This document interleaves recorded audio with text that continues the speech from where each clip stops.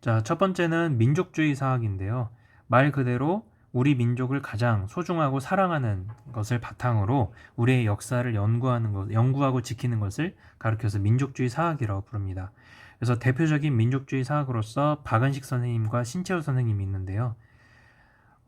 말 그대로 민족주의 사학자들은 독립운동의 일환으로 이제 역사를 연구했습니다. 일단 당장 우리나라가 식민지화 당한 상황이기 때문에 우리 민족을 구하기 위한 수단으로 이제 역사를 연구를 한 것이죠.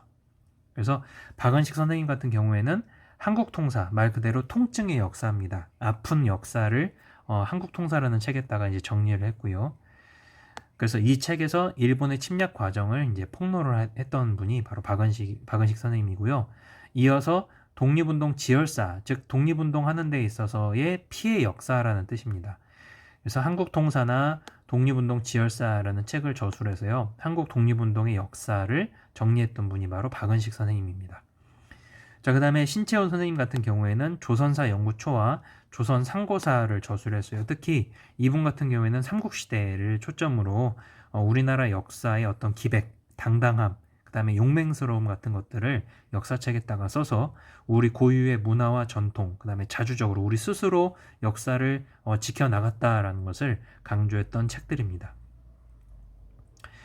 자, 그리고 이 박은식 선생님과 신채호 선생님의 이러한 역사의 흐름을 이어서 정인보나 안재홍 선생님 같은 경우에는 민족 정신에 있어서 역사의 본질, 그 다음에 역사의 본질에는 민족 정신이 반드시 있어야 된다라고 주장을 했던 분들이고요. 안재홍하고 정인보 선생님 같은 경우에는 정약용 선생님이 돌아가신 지 99주년을 기념해서 우리나라 역사, 우리나라 학문을 지키고 발전시키자라는 취지에서 조선학 운동을 제창했던 것이 특징입니다.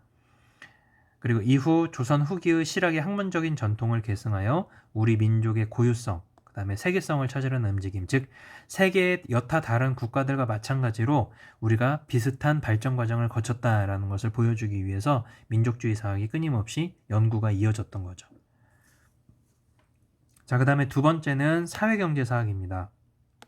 말 그대로 사회 발전을 경제적인 발전을 바탕으로 역사를 설명한 것을 사회경제 사학이라고 부르는데요. 그 중심에는 대표적으로 백남훈이라는 아저씨가 있습니다. 이 백남훈 선생님 같은 경우에는 공산주의라는 이념을 처음 주장했던 마르크스의 유물사관을 바탕을 두어서 사회경제 사학을 내세웠는데요. 자, 여기에서 말하는 유물사관 같은 경우에는 말 그대로 물질의 발달이 있었기 때문에 그 물질의 발달을 통하여서 역사를 설명하는 것을 유물사관이라고 부릅니다.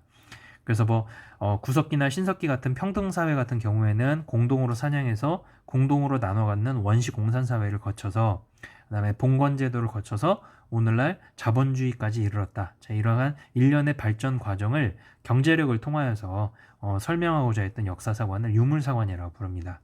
그래서 이 백남훈 선생님께서 쓴 책이 조선사회 경제사나 조선 봉건사회 경제사와 같은 책을 통하여서 우리가 서양에 있는 세계 여타 국가들과 마찬가지로 우리가 보편적인 발전 법칙에 따라서 우리도 이러한 발전 법칙이 역사 속에 있었다라고 강조했던 책들입니다. 그래서 일본이 내세웠던 정체성론을 반발하기 위해서 발전 없이 고여있는 역사가 아니라 우리도 다른 국가들과 마찬가지로 비슷한 단계를 거쳤다라는 것을 이러한 연구를 통하여서 반발을 했던 거죠. 자, 그 다음에 세 번째로 실증사학입니다. 말 그대로 실제로 증명할 수 있는 객관적인 자료들을 중심으로 역사를 서술하고자 노력을 했는데요. 그 중심에는 이병도라는 선생님하고 손진태라는 선생님이 있습니다. 자, 그래서 옛 문헌 자료를 실제로 증명하는 것을 문헌 고증이라고 부르는데, 자, 이러한 문헌 고증을 통하여서 우리의 역사를 객관적으로 서술하려고 했기 때문에 이것을 실증주의 사학이라고 부릅니다. 그래서 이러한 분들이 뭉쳐서 만든 학회가 진단학회였고, 1934년에 만들어진 진단학회가 진단학보를 통하여서 이러한 실증주의 사학의 스타일을 이제 주로 연구를 했던 단체가 바로 진단학회였습니다.